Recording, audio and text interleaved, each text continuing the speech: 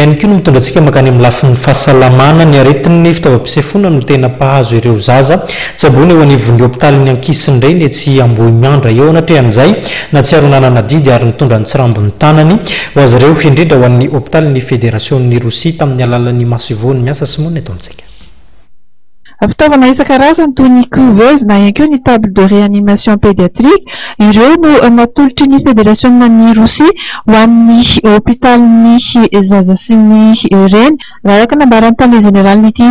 toeram-pitsaboana ity dia zava-dehibe ho an'ny vahoaka indrindra fa ireo reny zaza ireo ny fanomezana fitaovana tahaka izao mba entina anatratrarana ny tanjona fanomezana fitsaboana ara-kalitao ho an'ny rehetra izany. Androany dia nandray fanomezana avy amin'ny namatsika Fédération de Russie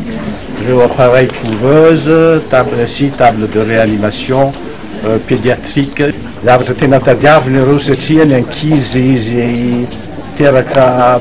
alohan'ny daty tokony hiterahany zany le fotoana tokony hiterahany dia manana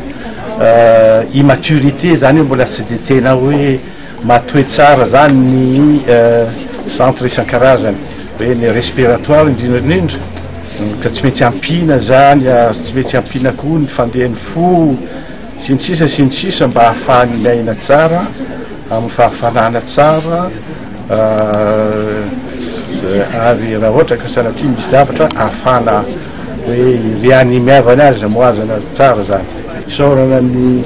zareo namatsika avy any Fédération de Russie zay nahatsapan'izany. Amin'izao fotoana izao moa dia hafantatra ihany koa fa dia mbola tsy ampy mihitsy ny isan'ireo mpitsabo miandraikitra manokana mikasika ny ankizy eto Madagasikara satria raha ny fantatra dia misy 80 fotsiny izy ireo dia fantatra ihany koa fa ny fahasaborana no aretina tena mpahazo ny ankizy tsabona eto amin'ity toeram-pitsaboana hopitalin'ny zaza sy ny reny.